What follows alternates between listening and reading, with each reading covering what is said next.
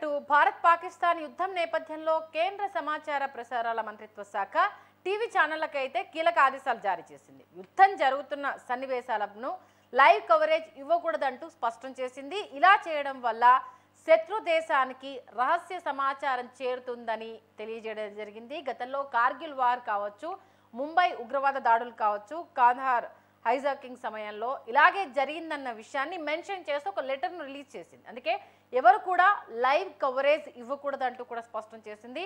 అన్ని టీవీ ఛానళ్లు భారత చట్టాలను తప్పకుండా పాటించాలంటూ కూడా ఆ లెటర్లో స్పష్టం చేసింది. ఎందుకంటే దాయాది దేశాలు లూప్ హోల్కు సంబంధించి ఖచ్చితంగా మన వైపు చూస్తూ ఉంటాయి.